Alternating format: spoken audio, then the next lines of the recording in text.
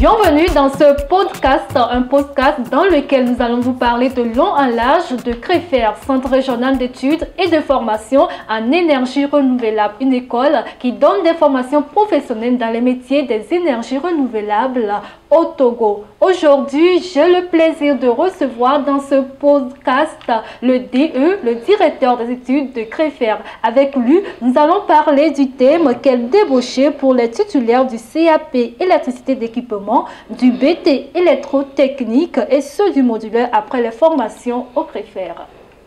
DE, bonjour. Bonjour madame. Comment vous allez? Oh, ça va chez vous? Je vais bien. Oh, merci. Merci d'avoir accepté notre invitation dans ce podcast. Merci de nous avoir invités également. D'accord. Parlez-nous brièvement de CREFER. Avant d'en arriver là, permettez-moi de me présenter. Je suis à Bagnon de Coco, le directeur des études de CREFER. CREFER, sous-entendu, Centre régional de formation et d'études en énergie renouvelable. Et nous œuvrons dans le domaine d'énergie, dans le métier de l'énergie. Et que notre spécialité, c'est l'énergie. Et qui parle de l'énergie, parle de l'électricité et de l'énergie solaire photovoltaïque. Et donc nous sommes dans le domaine de l'électricité et de l'énergie photovoltaïque. Quelles sont les différentes filières que CREFER offre à ses étudiants? Ok, par rapport aux filières, nous avons les BT. BT électrotechnique, CAP électricité et d'équipement. Il y a le programme officiel, là, le programme officiel conçu par nos autorités compétentes est là, et c'est ce que nous respectons. Maintenant, notre particularité au niveau des BT, c'est que en dehors de l'électricité, nos apprenants sont outillés dans le domaine de l'énergie solaire photovoltaïque. Ce qui fait qu'à partir déjà de la deuxième année, il y a le cours de l'énergie renouvelable que nous enseignons. Deuxième année, troisième année. Puisque ces apprenants sont appelés dès même la première année à faire le stage durant les 3 ans de formation. Et donc la première année, sur le stage, ils sont programmés sur le site où il y a électricité, bâtiments et autres. La deuxième année, nous veillons à ce que par la partie industrielle aussi soit insérée. Par exemple, les BT2, pour cette vacance, ils sont le plus basés sur les sites industriels. Maintenant, c'est à partir de la deuxième année que nous enseignons le programme de l'énergie renouvelable. Maintenant, la troisième année, l'année prochaine, maintenant, quand ils seront en BT3, maintenant, le complément du cours, bien du contenu de l'énergie renouvelable leur sera enseigné. Ce qui fait que, à la fin, puisque un stage obligatoire aussi est sanctionné à tous ces apprenants de BT à la fin de leur formation, et donc, à la fin de la troisième année, ils ont déjà leur contenu de l'énergie renouvelable. Et maintenant, à la fin de la troisième année, ils sont sollicités sur le site où nous avons des installations solaires à faire. Donc, que ce soit même le BT ou bien le CAP, la formation est couplée avec l'électricité. C'est-à-dire que la formation en énergie renouvelable est couplée avec l'électricité. Puisque c'est ce que nous faisons d'ailleurs au niveau des modulaires. Tu ne vas pas dire que toi, tu es là pour l'énergie solaire. Non. Uniquement. Non. Quand tu viens, même si tu es un ancien électricien, tu vas suivre comment cela se joue la formation en électricité et couplée maintenant avec l'énergie solaire. Nous-mêmes, nous sommes déjà dedans. Pourquoi ne pas vraiment faire profiter cette opportunité-là à nos apprenants?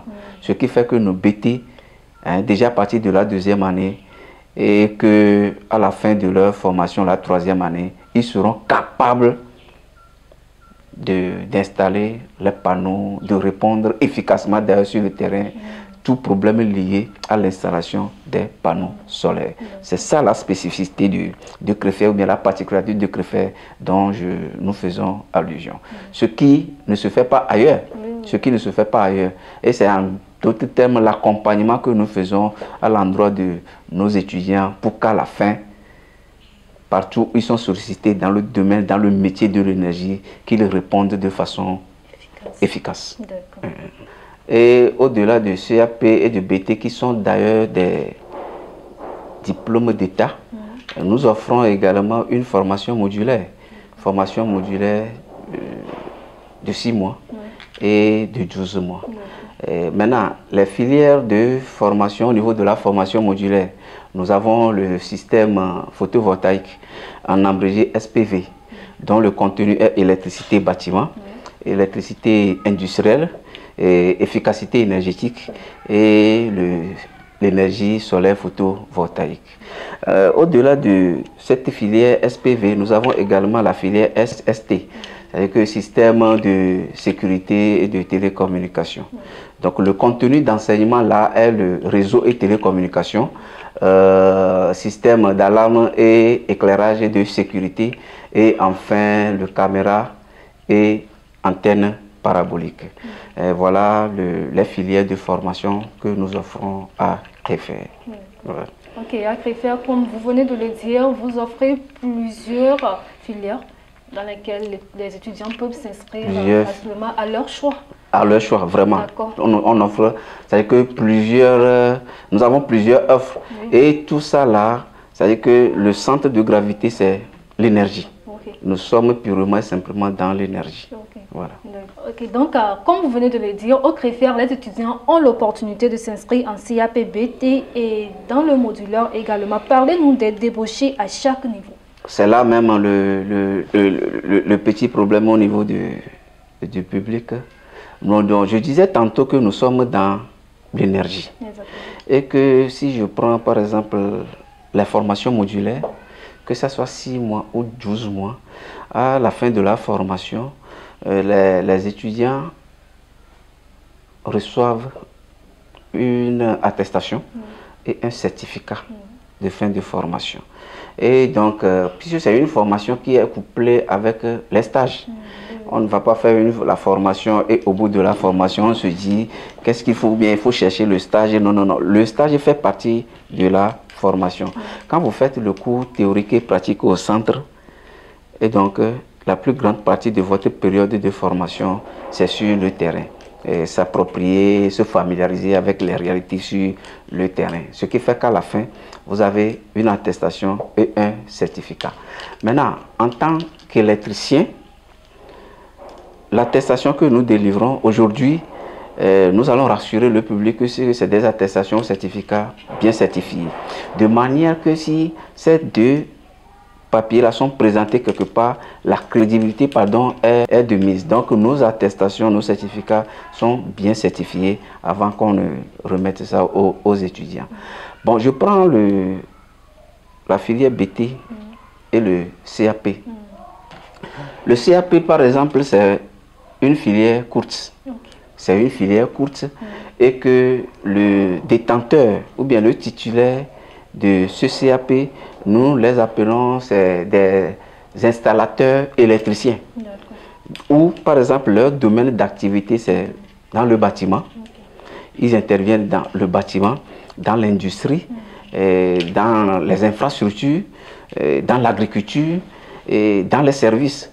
Et donc quand je prends tous ces domaines d'intervention, celui qui a le CAP est valablement sollicité dans tous ces secteurs-là pour pouvoir vraiment vanter. D'ailleurs, bon, dans quel secteur maintenant on va nous dire qu'on n'a pas besoin de l'électricité? Dans presque tous les secteurs. Donc le CAP, par exemple, un titulaire de CAP intervient dans tous ces secteurs-là.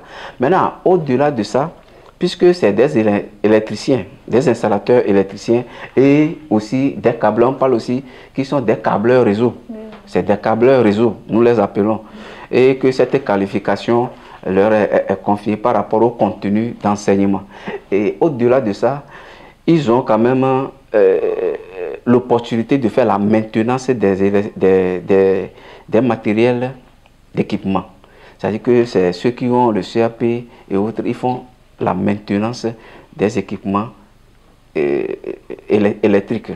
Et maintenant, au-delà même de ça, dans plusieurs structures maintenant, c'est ces titulaires-là de CAP bien sollicités et qui, au bout de leur formation, répondent efficacement sur le terrain. Si je prends le BT, puisque c'est toujours dans l'énergie, dans l'électricité, C'est-à-dire que les débouchés, c'est la même chose. Sauf que le BT, ou bien ceux qui ont le BT ont un niveau un peu plus poussé, un niveau un peu plus supérieur au titulaire de CAP. Le BT, par exemple, dans les structures, dans les entreprises, c'est pour avoir un chef d'équipe, c'est le niveau BT. Quand les CAP, les BT se retrouvent, c'est ceux qui ont le BT qui détiennent ce pouvoir d'être chef d'équipe pour pouvoir conduire le truc. Mais en tant qu'électrotechnicien, eux, ils ont la possibilité de réparer, de faire la maintenance des matériels électriques. Donc, en résumé, que ce soit le BT ou bien le CAP, le domaine d'intervention, c'est le bâtiment, l'industrie, l'agriculture, le service, les infrastructures. Ils sont là pour répondre efficacement sur le terrain. Alors, vous l'aurez compris, les débouchés sont énormes pour ceux qui choisissent de faire le BT, CAP, tout comme la formation modulaire. Alors, nous vous invitons à vous abonner massivement sur nos différentes plateformes, notamment Facebook, Instagram, LinkedIn, YouTube, pour suivre l'intégralité de cette vidéo. Nous allons prendre une petite pause et on revient tout juste après cet élément.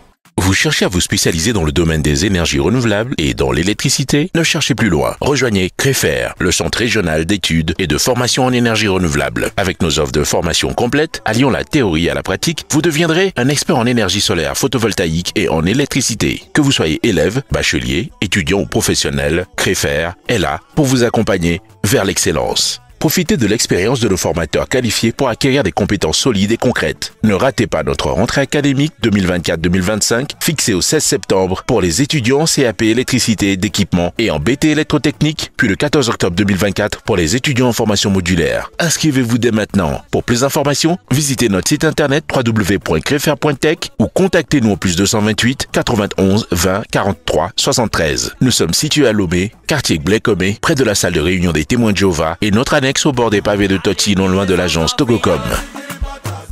Nous sommes à nouveau de retour sur ce plateau. Alors, DE, quel niveau faut-il avoir avant de s'inscrire en BT, CAP et ou le modulaire au CREFER? Ok, merci madame pour la question. Pour le BT, je prends par exemple le BT qui est un diplôme professionnel, spécialité électrotechnique.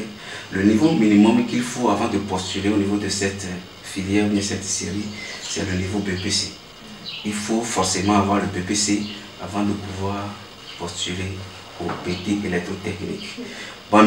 Force est de constater que c'est nos jeunes frères qui sont déjà en année de licence et qui ont déjà le bac et qui ne savent à quel sens se vouer, qui reviennent maintenant pour s'offrir cette formation professionnelle.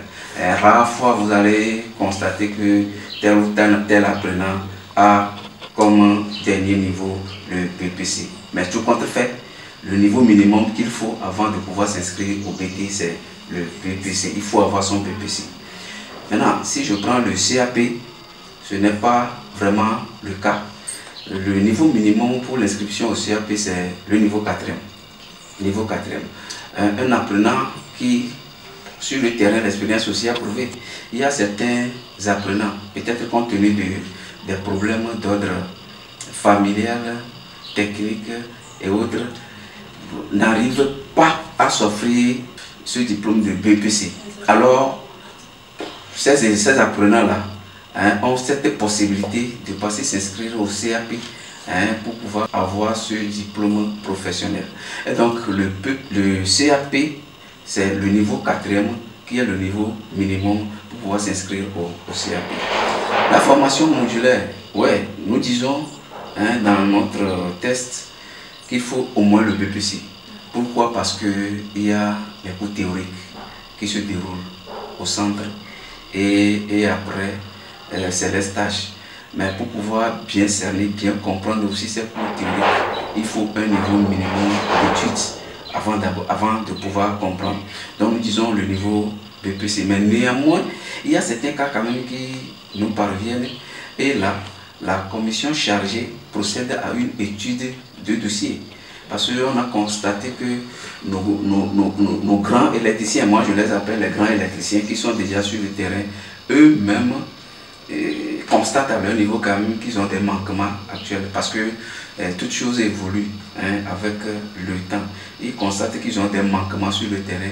Ces électriciens-là viennent vers nous pour pouvoir s'offrir une formation professionnelle, modulaire professionnelle, pour qu'ils soient quand même à la hauteur des tâches sur le terrain. Alors qu'en réalité, c'est des gens qui ont le niveau CPD.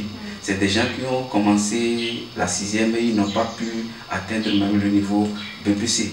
Alors qu'est-ce qu'il faut faire pour ceux-là? Donc le centre a un accompagnement et que quand ils nous approchent, nous faisons quand même une étude de dossier pour voir si avec leur niveau, on peut les accompagner jusqu'à l'insertion professionnelle de leur métier. Ce qui fait que même sans le niveau BPC, vous pouvez également s'offrir cette formation, surtout modulaire, professionnelle, au ACREFER, pour être à la hauteur des tâches actuelles sur le terrain. Voilà. J'ai une question, j'ai aussi une question qui me préoccupe. Déjà, bon, vous avez dit le niveau minimum pour faire le CAP, le BT, vous avez énuméré ces niveaux d'études. Et déjà, ceux qui ont la licence, ceux qui ont dépassé ces niveaux d'études peuvent facilement s'inscrire, tout comme modulaire, CAP et le BT. Oui, bien sûr.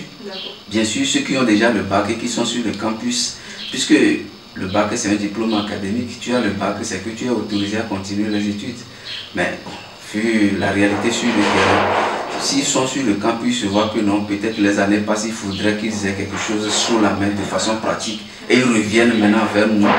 Ils peuvent facilement s'offrir cette formation en modulaire, en BT comme au CAP. Oui. D'accord, merci beaucoup DE. Merci à vous. Alors, est-il possible de continuer le BT après l'obtention de son CAP? Oui, c'est possible. Ouais. C'est bien possible de continuer avec le BT si on a le CAP. Bon, j'ai dit tantôt qu'avant de pouvoir s'inscrire au BT, il faut un niveau minimum BPC. Or, parallèlement, pour s'inscrire au CAP, c'est le niveau 4e. Ceux qui ont le niveau 4e, bien ceux qui ont fait la 3e, n'ont pas pu avoir le BPC et qui viennent s'inscrire au CAP. Et donc, c'est dit que une fois l'inscription faite au CAP, si l'apprenant est arrivé à avoir son CAP, il a la possibilité de venir s'inscrire maintenant pour pouvoir passer l'examen du BT. Donc, ce qui fait que celui qui a son CAP peut venir faire l'inscription en BT2, BT 2e année, pour pouvoir maintenant suivre la continuité des cours et avoir la possibilité de passer le BT. Donc, c'est dire que sans le BPC, on peut passer l'examen du BT. Sans le BPC, on peut également passer l'examen du BT si on a le CAP. Voilà. Donc, c'est quelque chose comme ça. Et que le CAP doit avoir au moins une année d'âge avant d'être autorisé à passer l'examen du BT. D'accord. Oui. Après le BT, l'étudiant peut-il toujours continuer pour obtenir d'autres diplômes? Oui, pour ne pas dire que c'est comme ça d'ailleurs que ça se passe. Après le BT, le BT donne la latitude, la possibilité aux titulaires de poursuivre les études supérieures ou bien universitaires. Bon, par exemple, un apprenant qui a son BT peut s'inscrire au BTS. Au BTS. Et donc, après son BTS, il peut poursuivre la licence et le master. Oui. Donc, le BT donne la possibilité de poursuivre les études supérieures ou universitaires. Donc, bon, et après analyse, nous disons que quand c'est comme ça, c'est ce qu'on essaie quand même d'expliquer aux postulants. Donc, on peut ne pas avoir le BPC, le bac, mais poursuivre ses études universitaires. Exactement, oui, ça semble un tout petit peu bizarre, mais en fait, c'est une réalité. Exactement. Un apprenant qui a de la peine à passer, à franchir le cap de la 3e, à avoir son BPC, et qui vient vers nous s'inscrire au CAP, et que à la fin, au bout des 3 ans, il a son CAP, il s'inscrit maintenant en 2e année BT. Exactement. 2e année BT, après les 2 ans là, il a son BT. Et directement, il peut s'inscrire au BTS. Du BTS, la licence et le master. Vous voyez qu'il n'a pas son BPC, il n'a pas son bac, mais valablement, il continue ses études supérieures. Ça fait partie des opportunités que Créfert des opportunités et autres. Donc apparemment, c'est quelque chose comme ça. Ce qui nous fait vraiment dire que... Non, c'est ça la réalité d'ailleurs sur le terrain. Quand nous prenons le BT et le CAP, c'est bien vrai, le programme, le contenu est différent. Et on se dit que le BT est équivalent au bac. Équivalent au bac, mais il y a une différence dans la mesure où le BT est un diplôme professionnel. Le bac étant un diplôme académique, permettant aux titulaires de poursuivre ses études, alors que le BT, ce n'est pas le cas. Le BT confie aux titulaires une profession. Quand tu as ton BT électrotechnique, maintenant, tu présentes ton BT électrotechnique, on ne va pas te demander ce que tu sais faire. Non, pas du tout. On ne va pas te demander. La profession est là déjà. C'est ce qui fait la différence. Donc, on peut continuer le BT et le BPC, le bac, et s'offrir cette formation supérieure ou universitaire. Voilà. Alors, quelles sont les dates des prochaines rentrées au Créfert? Actuellement, nous sommes dans la période des inscriptions. D'accord. Pour rappel d'abord, notre situation géographique, nous sommes à Toti, Blekome. Nous sommes à Toti, Blekome, non loin des royaumes des témoins de Jéhovah. Et c'est là où se trouve notre siège. La NES est au bord des pavés, en venant d'Atikoumé, juste à 150 mètres de la maison d'Arebayor. Vous allez voir à droite un bâtiment à étage. Et nous sommes également là-bas. Et actuellement, les inscriptions sont en cours et que nos rentrées prochaines, des CAP et des BT, c'est le 16 de ce mois, le 16 de septembre prochain. Les BT et les CAP vont commencer leur cours. Pour l'année académique 2024-2025. Justement. Et les modulaires, ils commencent leur cours le 14 octobre prochain. Donc, ils ont toujours la possibilité de nous approcher pour pouvoir s'inscrire et s'offrir cette formation professionnelle. D'accord. Voilà. Alors, nous tendons progressivement vers la fin de ce podcast. Alors, votre dernier mot? Mon dernier mot à l'endroit du public ou bien de ceux qui peut-être nous suivent actuellement est que quand vous êtes là et que vous voulez prendre une décision, c'est-à-dire qu'il faut passer à l'action. Bon, ils n'ont qu'à faire un effort pour laisser les doutes de côté et de nous approcher pour voir. Je vais insister un peu sur la spécificité de Créfert et la particularité de Créfert. C'est-à-dire que quand je prends le BT et le CAP, le contenu d'enseignement est là et c'est l'État qui est conçu, le contenu d'enseignement. Mais la particularité de Créfert, c'est que quand vous vous inscrivez, que ce soit le CAP ou bien le BT, à la fin de votre formation, c'est que vous ne vous posez plus de problèmes. Nous accompagnons cette formation-là de la pratique dans un premier temps et du stage qui est obligatoire. Ce qui fait que même un apprenant qui a des difficultés sur les bancs et qui vient s'inscrire chez nous, quand il fait 3 ans, c'est-à-dire que même avant l'examen de l'État, l'examen réserve toujours des surprises agréables et désagréables. Exactement. Un apprenant qui va à son examen, qu'on présente à un examen et compte tenu des perspectives d'examen n'a pas pu réussir, déjà sur le terrain peut déjà entreprendre quelque chose. Compte tenu de l'accompagnement que nous faisons, compte tenu du fait que à la fin de chaque année académique, les stages sont obligatoires. Bon, nos apprenants, ils sont là, il y a certains même qui disent qu'ils n'ont pas besoin parce qu'ils ont déjà fait 2 ans et qu'ils attendent seulement le diplôme. Ils n'ont plus besoin de quoi que ce soit parce qu'ils se voient déjà plus efficaces sur le terrain compte tenu des stages que nous faisons accompagnés de la formation théorique. Et donc, nous allons prier ou bien demander au public de nous approcher s'acquérir un peu quand même de notre savoir-faire, notre compétence. Même si l'enfant n'arrive pas à s'en sortir, qu'on l'envoie à la fin, c'est-à-dire que forcément il doit avoir quand même, même s'il est paresseux n'importe comment, à la fin, il doit avoir quand même cette formation professionnelle en électricité là, pour pouvoir aussi se vanter un jour que non, il n'est pas là, il n'a pas de diplôme, il n'a pas quoi, mais il peut répondre efficacement sur le terrain. C'est la spécificité du CREFER. D'accord. Voilà. Merci de... Merci madame. Merci de nous avoir prêté votre temps. Merci de m'avoir invité aussi. Partagé. À la prochaine. À la prochaine. Alors nous voici à la fin de ce podcast et nous remercions le DE de nous avoir prêté son temps. Nous avons parlé des débauchés pour les titulaires du CAP, du BT et du modulaire au CREFER. Alors la rentrée académique 2024-2025 s'annonce pour très bientôt et c'est le 16 septembre pour ceux du CAP et du BT et le 14 octobre pour ceux du modulaire. Nous vous invitons à passer à nos sièges pour vous inscrire pour cette année 2024-2025. Merci à vous d'avoir suivi ce podcast. On se retrouve dans un autre numéro. D'ici là, portez-vous bien et au revoir.